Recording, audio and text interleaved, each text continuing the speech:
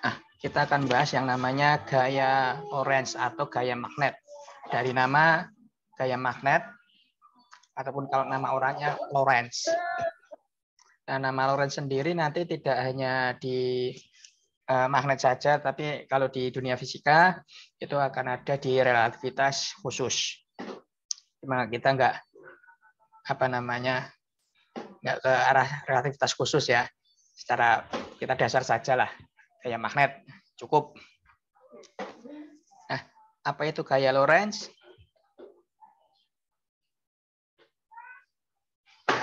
Tolong lihat video ini dulu. Ini video, mari kita start.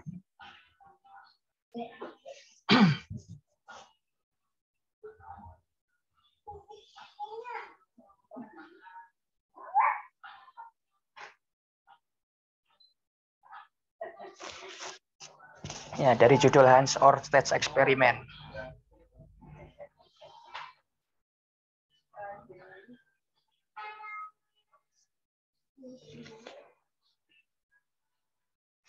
Magnet. Didekatkan kompas. Ya, seperti itulah sifat magnet ya, tarik-menarik.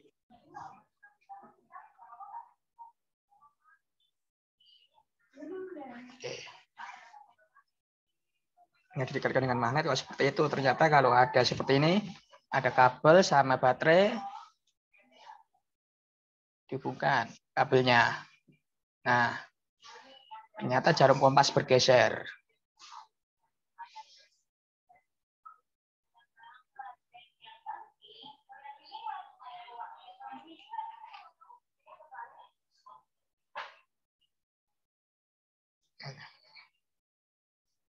Harus jadi balik, kode positifnya dibalik ke situ ya.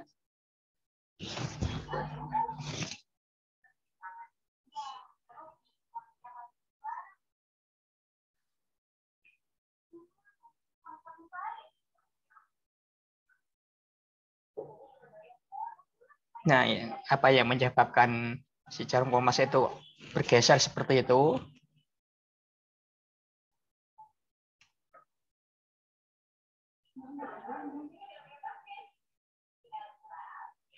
Ini yang kita pelajari minggu lalu ini.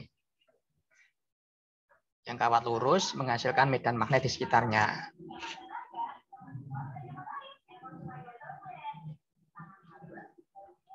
Ini alat-alat yang menggunakan konsep magnetic field atau medan magnet. Oke, ini saya ambil dari YouTube See to Learn. Nah, sekarang kita analisis. Nah, gaya Lorentz atau gaya magnet. Nah, apa itu gaya magnet? Di sini adalah interaksi antara arus listrik di sekitar medan magnet.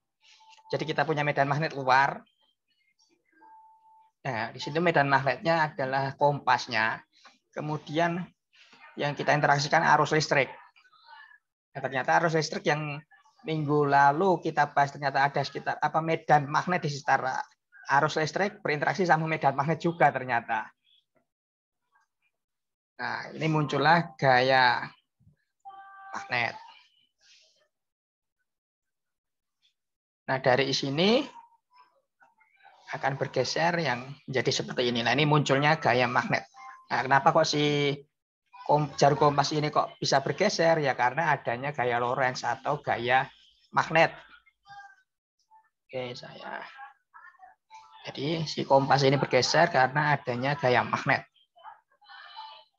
Nah, oke, kita analisis. Arah gaya Lorentz. Kalau dari minggu yang lalu kita punya kawat lurus, ya ini anggapannya kabelnya itu kawat lurus.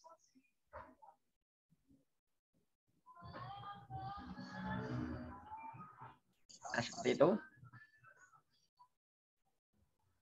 Kita analisisnya seperti ya, seperti kabel kawat lurus dialiri arus I, kemudian dia punya medan magnet di sekitarnya. Bentar. PowerPoint saya kok ngeheng. Nah, di sini medan magnet di sekitarnya, di mana ingat kembali yang sebelah kanan ini tandanya silang, yang artinya dia masuk ke bidang tulis kita. Kalau yang titik itu keluar bidang tulis. Nah, dari situ kita ambil yang sebelah kanan. Nah, ternyata dari pergeseran si jarum kompas yang kutub utaranya, dia menyebabkan pergeserannya ke arah kiri. Nah, dari situ muncullah arah gaya Lorentz. Jadi pergeseran si jarum kompas di situ karena adanya gaya Lorentz yang arahnya ke kiri, sehingga di situ arahnya seperti itu. Nah, bagaimana kalau yang sebaliknya, ya ada analisis sendiri nanti. Bisa kok di situ. Yang pasti kalau arah arus listrik kan dari teorinya kan dari kutub positif menuju ke kutub negatif. Ya sesuaikan saja, di sini kan tanda panah saya arah arusnya yang merah itu ke atas. Jadi ambil kemarin yang kawat lurus, arah yang sebelah kanannya silang, yang arah kirinya titik. Nah, kita ambil yang sebelah kanannya di sini. Nah, ini sehingga dari situ kita punya aturan tangan kanan, di mana di situ ada aturan tangan kanan yang jempol atau ibu jari itu menyatakan arah arus I. Kemudian 4 jari di situ dia menyatakan arah medan magnetnya B. Nah, kemudian telapak tangan, arah telapak tangan terbuka itu menyatakan gaya Lorentz-nya, arah gaya Lorentz. Ada juga yang modelnya seperti ini, pakai 3 jari. Nah, kalau 3 jari hampir sama, jempol atau ibu jari dia menyatakan arus. Kemudian kalau di sini kan 3 jari ada telunjuk, jari tengah sama ibu jari. Nah, tadi ibu jarinya arus, terus jari telunjuknya medan magnet. Kemudian yang arah gayanya atau force-nya yang jari tengah. Terserah mau pakai arah yang mana, tapi nanti dalam PowerPoint saya ini lebih banyak saya menggunakan yang model telapak tangan. Jadi jempol yang terbuka seperti itu, jadi ibu jari yang terbuka, jadi 4 telapak tangannya, jempolnya sendiri, 4 jari yang lain menyatu. Seperti gambar di situ. Ibu jari tadi atau jempol menyatakan arus, 4 jari menyatakan medan magnet, kemudian arah telapak tangan yang terbuka ini menyatakan gaya magnet.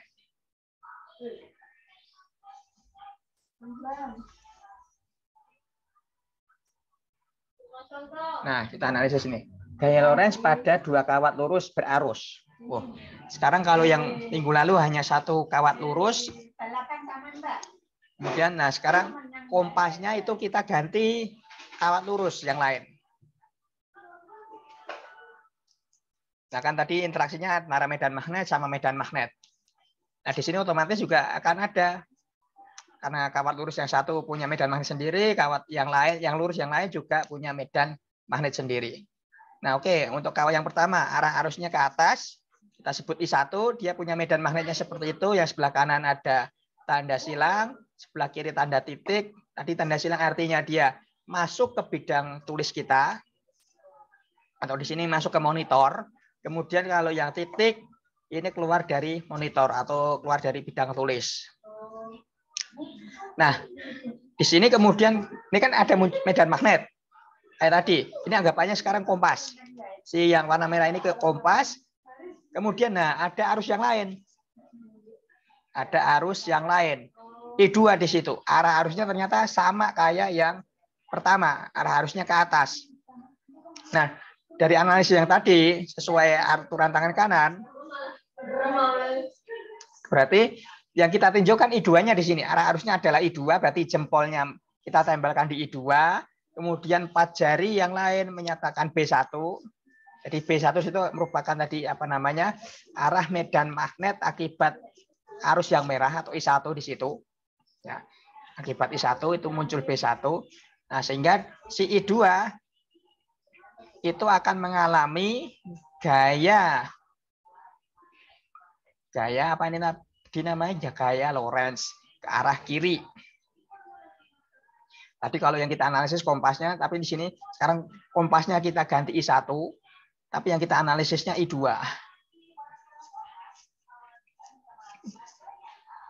Nah, ini ada gambar tangan. Ya, ini 4 jari ini adalah arah medan magnet. Kemudian ini jempolnya ini menyatakan arah arus listriknya. Oke, kita coba lihat di sini. Ini kan belum sesuai nih dengan 4 jari sama jempolnya. Oke, ini jelasnya jempolnya agak ke sini nih. Oke, untuk menyesuaikan ini berarti kita putar seperti ini. Nah, ini arah arus I2 udah sesuai ya ke arah sana. Nah, kemudian arah B-nya gimana ini?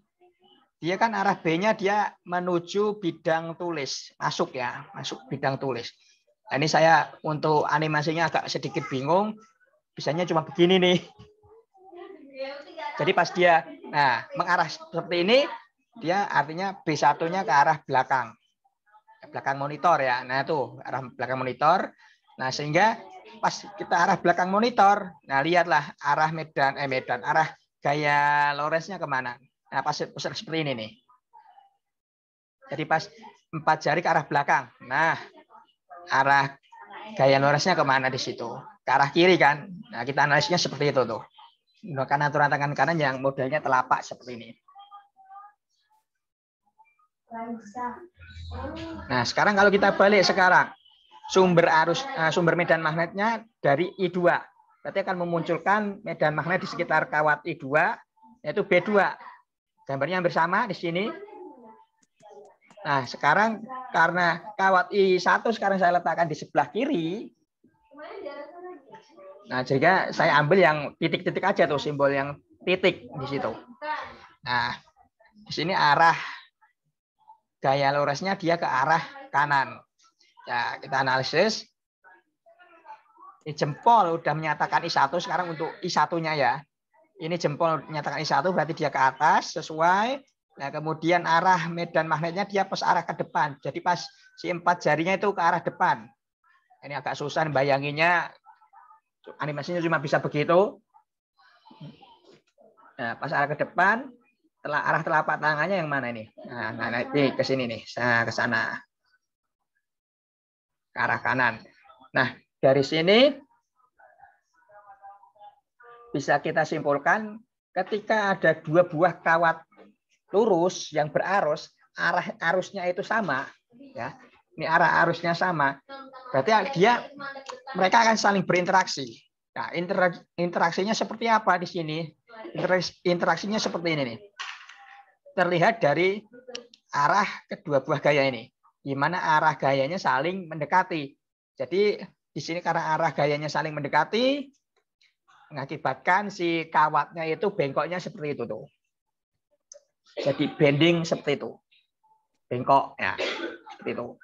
Saling mendekati ketika arah arusnya itu searah. Ternyata bengkoknya itu saling mendekati ya. Gaya lurusnya saling mendekati. Oke, ini untuk arah arusnya yang searah. Nah, sekarang bagaimana ketika arah arusnya itu berlawanan arah? Ini analisisnya hampir sama kayak yang di atas tadi. Nah, cuma di sini saya langsung ambil kesimpulan ringkasnya ya. Kesimpulan ringkasnya di mana ketika arah arusnya itu berlawanan, ya, I1-nya ke atas, I2-nya ke bawah, berarti gaya Lorentz yang dialami oleh I1 dan I2 itu saling menjauh.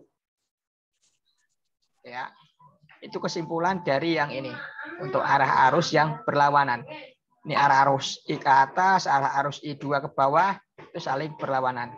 Nah, sehingga mereka bengkoknya akan seperti ini, kawat itu. Nah, begitu juga untuk arah arus sebaliknya. Misalkan I1-nya ke bawah, I2-nya ke atas.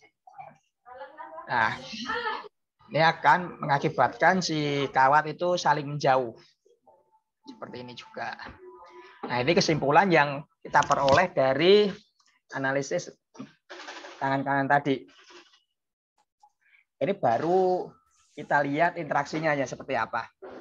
Belum kita lihat besarnya. Nah, itu kesimpulan yang kita peroleh tadi.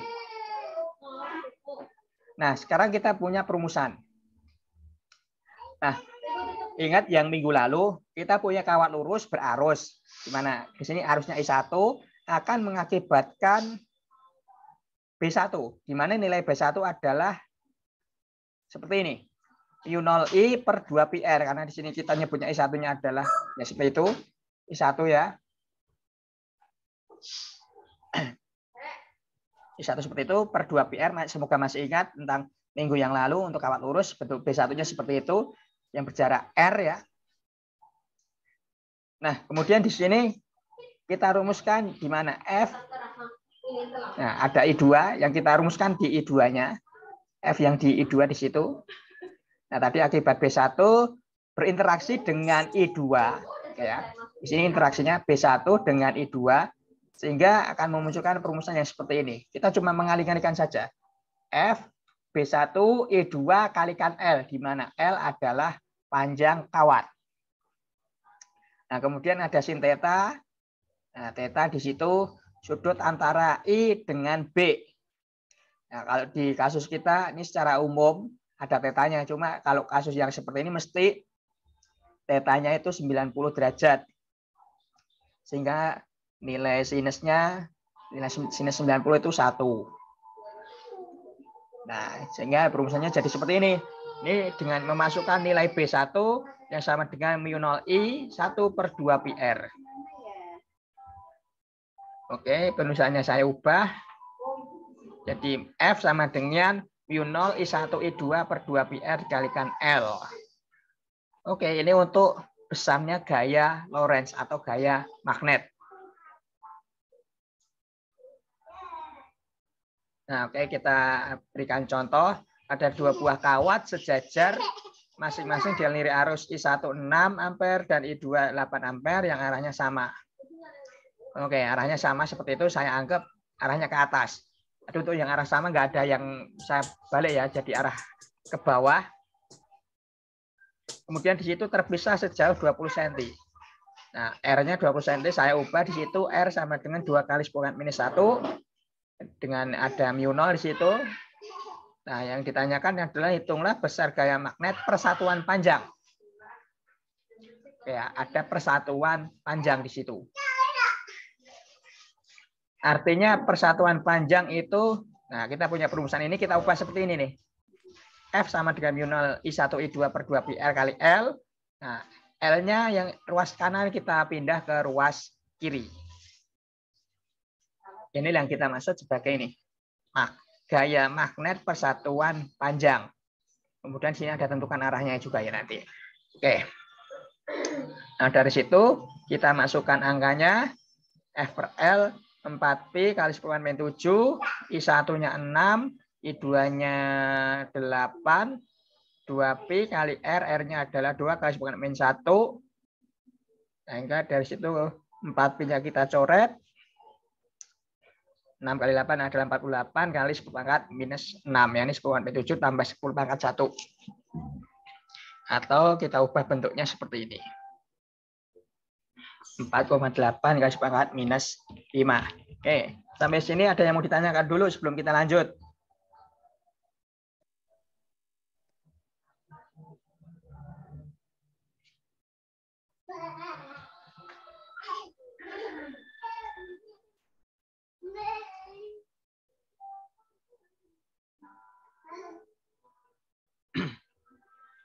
Oke, kalau nggak ada yang mau ditanyakan, kita lanjut dulu. Nah, arah gayanya seperti itu, lupa tadi ya. Arah gayanya karena dia arah arusnya searah, berarti interaksinya adalah tarik-menarik antar kabel atau antar kawat. Oke, untuk contoh yang kedua. Wah.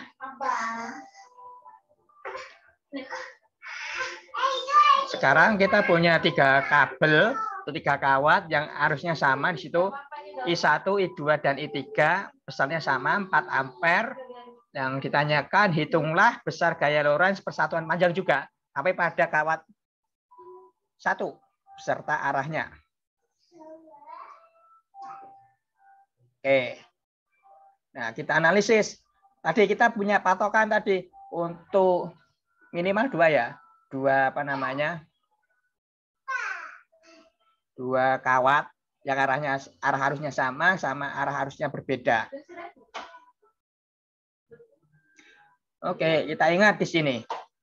Ini kok simbolnya kebalik nggak apa-apa. Ini untuk membedakan tadi. Kan di sini kita tinjau dulu I1 dengan I2. I1 dan I2. Nah, kalau di sini kan I1 dia ke bawah, I2-nya ke bawah, interaksinya gimana? Ya ini dari sini tinggal kita balik aja seperti ini. Nah, ini I1 simbolnya kebalik ya. I1 ke bawah, I2-nya ke bawah. F-nya tetap sama. Tarik, menarik. Nah, karena di sini yang kita gambar adalah pada kawat yang pertama. Ya, pada kawat pertama. Sehingga di sini kita gambarnya nah, seperti ini. F21. F21. Arahnya ke kanan ya. Pada I1. Ingat tadi yang di sini tadi. Nah, ini tadi. Ini I1, ini I2. Yang kita gambar pada I1-nya aja. Berarti yang ini. Kita gambarnya seperti ini. Nah, lalu ada sekarang I1 dengan I3. I1 dengan I3. Nah, kita gambar. Kita punya patokan yang tadi. Ketika arah arusnya berlawanan, gayanya saling menjauh. Nah, kita butuh yang mana di sini yang kita gambar? Nah, yang pada I1. Sehingga kita gambarnya seperti ini. F31. Nah, setelah itu sudah kita gambar gaya-gayanya. Nah, lalu ya kita masukkan perumusan untuk yang kuning atau F21 di situ karena dia persatuan panjang. Ingat tadi F21 per L ya jadinya. Mu0 I1 I2 per 2 pi R12 di mana R12 di sini adalah 10 cm. Nah, 10 cm saya ubah langsung dia 10 pangkat minus 1. I1 dan I2-nya sama, tinggal kita kalikan, hasilnya adalah 32 kali 10 pangkat minus 6. Satuannya ingat, karena di sini gaya Lorentz persatuan panjang, satuannya adalah Newton per meter.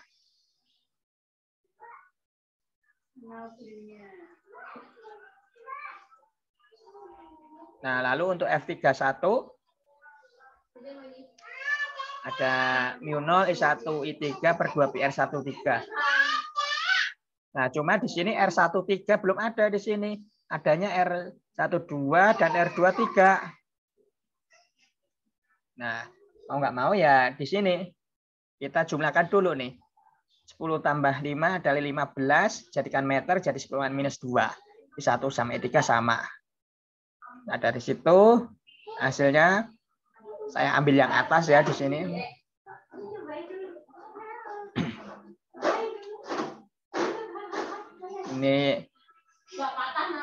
Ini sama ini kan tadi coret jadi 16 kali 2 32. Nah, masih ada yang ini ya. 15. Jadi 32 per 15 kali 10 pangkat minus 5. Ya, ini min 5 kok dari mana ya? 10 pangkat min 7 kali dikalikan 10 pangkat 2. Oke, kita sederhanakan jadi 2,13 kali 10 pangkat min 5. Nah, kok ininya berbeda ini pangkatnya nih, 10 pangkatnya. Yang satu 10 pangkat minus 6, yang satu 10 pangkat minus 5. Otomatis tidak bisa kita resultankan secara langsung. Kita ubah dulu yang F21, jadi 10 pangkat minus 5 juga. Nah, kita ubah jadi 10 pangkat minus 5, jadinya seperti itu ya, 3,2 kali 10 pangkat minus 5. Kemudian baru kita resultankan. Nah, F21 karena dia arahnya ke kanan, oke ya. F21 karena dia arahnya ke kanan, saya ambil nilainya plus di sini. Jadi 3,2 kali 10 pangkat minus 5 ke arah kanan. Plus. Sedangkan untuk yang F31 dia arahnya ke kiri. Jadi saya tulisnya di sini minus. Minus 2,13. Yang hasilnya adalah ini 3,2 ditambah minus 2,13 hasilnya adalah 1,07. Nah, 10 kali minusnya udah sama ya nggak masalah, tinggal jumlahkan itunya saja. Nah, untuk arah gimana ini di sini? Karena saya tadi sudah menentukan arah plus itu ke kanan, arah minusnya ke kiri. Nah, hasilnya kok di sini plus. Nah, berarti ya arahnya di sini adalah ke kanan. Ini cuma sebelum saya tulis di sini, saya tulis dulu.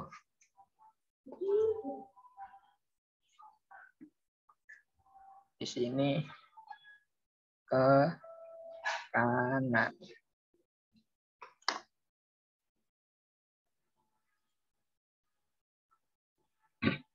Oke. Nah, kemudian kita ada yang mau ditanyakan dulu sebelum kita lanjut?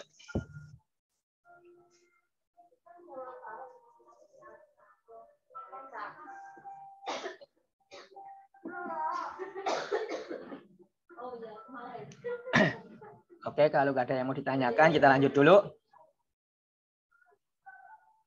Nah, di sini ada gaya magnetik pada muatan bergerak. Kenapa kok di sini ada pada muatan bergerak? Ingat kembali konsep arus listrik adalah apa? Muatan yang bergerak. Nah, sekarang kalau kita masukkan nih, arus listrik itu kita masukkan ke suatu medan magnet yang berasalnya bukan dari listrik juga, tapi misalkan dari magnet, misalkan seperti itu. Nah, kan di situ kan kalau arus listrik kan apa namanya muatannya di dalam kabel.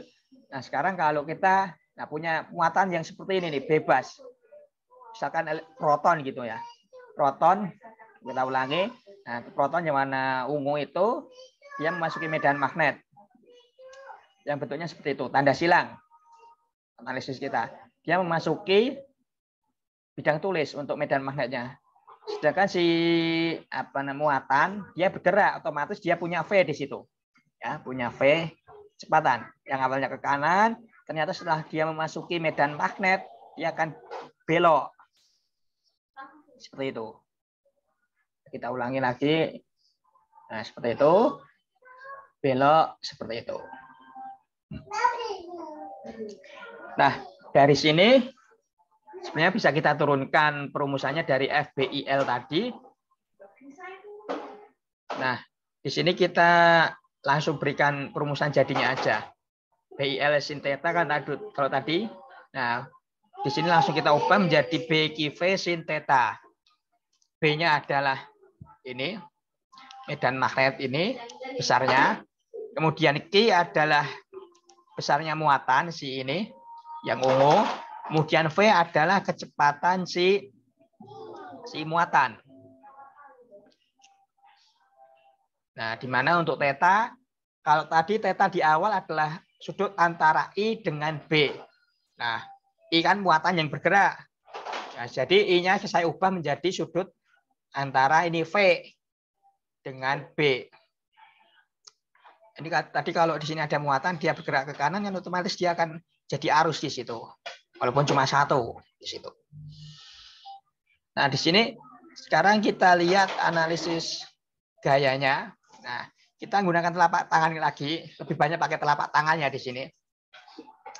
Di mana empat jari, dari kelingking hingga telunjuk itu menyatakan B. Kemudian tadi kalau di awal kan I-nya menyatakan jempol ya atau ibu jari. Nah, di sini diganti dengan V. Sedangkan untuk F-nya itu yang arah membukanya telapak tangan. Nah, ini dari sini si jempol sudah sesuai, dia arahnya ke kanan. Kemudian arah empat jari dia ke arah belakang. Jadi ini nunggu ke arah belakang dulu ya ayunannya di sini. Ya pas arah ke belakang. Nah, seperti itu lah. Kemudian arah medan magnetnya arah gaya lurusnya kira-kira kemana kalau di sini? Arah gaya lurusnya kalau di sini adalah dia ke atas. Nah, ini yang menyebabkan si muatan ini dia geraknya muter tadi. Nah, pas di sini dia udah berinteraksi sehingga memunculkan gaya F ke sana. Kita di V-nya.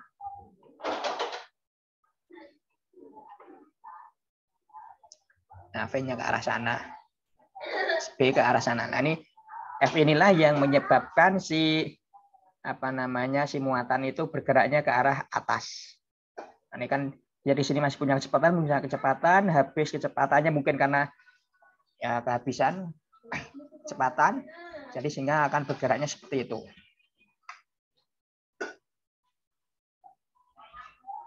Nah, kemudian bagaimana ketika bentuknya seperti ini? Saya udah punya muatan, udah dimasukkan ke suatu medan magnet. Nah, di sini medan magnetnya berbeda dari yang tadi. Kalau tadi kan silang di contoh awal tadi. Sini arah medan magnetnya adalah menuju pembaca atau ke arah kalian yang sebagai pembaca ya. Arah kecepatannya adalah ke kiri. Lalu bagaimana si muatan itu bergerak? Punya ke arah ke sana. Nah, berarti di sini kecepatannya menyebabkan berinteraksi sama B. Nah, menyebabkan si muatan ini bergeraknya melingkar seperti itu. Nah, ini akan menyebabkan karena dia gerak melingkar, dia punya jari-jari. Nah, kita ingin coba menghitung berapa sih jari-jarinya di sini. Berapa jari-jari itu? Ya, otomatis kita harus tinjau dulu F-nya di situ. Nah, F-nya kalau di sini udah kelihatan dari arah geraknya dia, karena dia menuju ke atas, geraknya dari situ ya udah F-nya ke atas. F-nya itu BQ V, sin theta. Tadi tetanya mesti 90 kalau dari sini.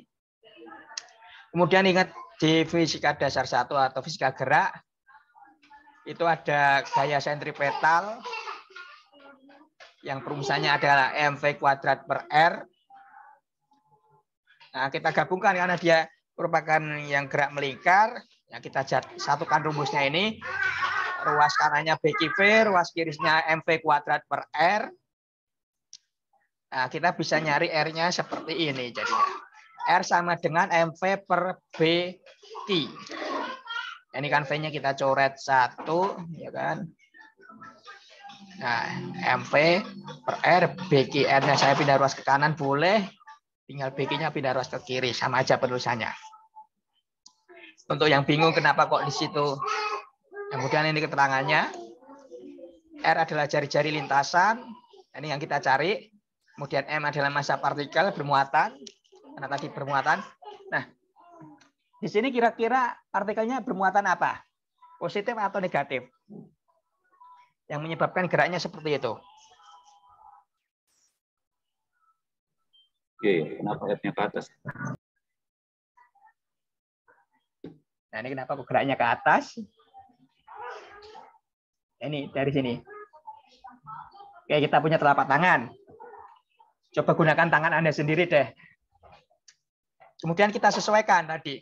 Arah jempol, ini arah jempol. Ini arahnya kemana nih? Arah jempol ke kanan. Nah, berarti harus disesuaikan. Jempol kan menyatakan V kan di sini. Oke, kita putar. Nah, sudah sesuaikan ini jempol ke arah V. Nah, kemudian arah medan magnet. Arah medan magnet berarti ke arah 4 jari ini. Arahnya kemana di situ? Ke depan, ke arah depan. Kita. Ya udah, tunggu pas 4 jarinya ke arah depan. Nah, pas ke depan ini. Nah, ini arah telapak tangan yang ini mana nih? Ini telapak tangan nih. Arahnya kemana? Ke arah atas kan? Iya. F-nya ke arah atas, kita memperoleh nilai F. Arah F itu dari situ. Oh, nggak ke bawah, Pak. Kalau yang tadi kan arah arusnya ke arah layar monitor, F-nya kan ke atas, Pak. Yang mana? Bentar, kita mundur. Nah, sebelumnya. Ini. Ya. Oke, sekarang di sini arah V ke kanan. Kanan. Nah, sesuai ini nih. Ini jempol. Arahnya ke kanan. Ya, kalau betul. Kita punya, ini layar saya bisa kelihatan enggak ya? Paham, Pak, ini udah maksud, cuma kalau yang tadi. Kalau bisa lihat ke kamera saya. Iya. Nah, ini misalkan nih, kalau dari arah saya, ini saya baca monitor ya, ini saya membaca monitor, arah jempol saya sesuaikan ke arah V. Kan B-nya. Nah, lalu si medan magnet karena dia arahnya ke menuju apa namanya monitor, berarti saya begini. V-nya ke sana. Nah, ini kemudian si telapak tangan saya lah yang arahnya ke atas nih F-nya. Oh iya ya, tetap ke atas ya, Pak. Ya. Coba tangan Anda sendiri yang kotak-atik dari gambar ini. Ini saya bikin animasinya juga bingung. Iya. Pakai telapak tangan gambar lagi. Ke sini. Nah, ini tadi juga silakan Anda coba. Iya, Kotak-atik itu tadi sesuaikan. Ya, ini kan telapak tangan. Kalau pakai tangan kiri ya, berarti pakai tangan kiri saya. Ini saya putar. Kemudian ini udah sesuai V. Arahnya ke depan. Ini balik kebalikannya kalau ini. Ini punggung tangan kalau pakai tangan kiri. Ini punggung tangan ke arah atas. Ya. Oke, Pak. Makasih, Pak. Oke, semoga paham tentang arah-arah ini.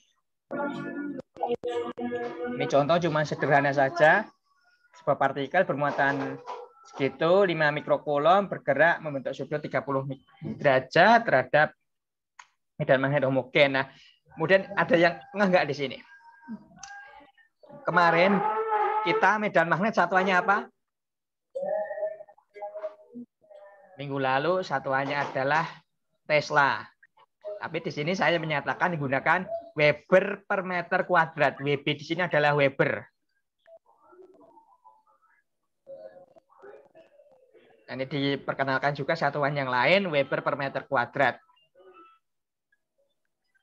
Ada juga satuannya itu Gauss. Beda lagi. Cuma nanti ke depan akan ada juga kita menggunakan ini istilah ini, Weber per meter kuadrat. Ini cukup penting nanti ke depannya. Oke, kemudian ada kecepatan segitu, 4 kali 10⁵. Nah, kemudian hitunglah gaya Lorentz yang dialami partikel. Ya udah, karena kita cuma suruh menghitung. Di situ hitunglah, diketahui Q, B, V, theta. Q-nya saya tulis 10⁻⁶ ya langsung, 10⁻⁶ kulom. Ditanyanya F, nah kita jawab F sama dengan BQ V sin theta. B-nya tinggal kita masukkan 0,5, langsung saja. Q-nya tinggal kita masukkan juga 5 kali 10⁻⁶, B-nya 4 kali 10⁻⁵, sin theta sin 30. Nah, saya langsung jawab 5. Dapatnya dari mana lagi? Nah, ini sin 30 itu setengah. Ini setengah juga kan? Tulisnya setengah seperti ini boleh. Setengah kali setengah 1/4. Coret. Udah 35 tuh. 5 kali 10⁻⁻⁻1 kan 10⁻⁻⁶ tambah kali 10⁻⁵, makanya ditambahan 10⁻⁻1 atau ditulis ya F-nya 0,5 Newton. Ya, ada yang mau ditanyakan lagi? Wah.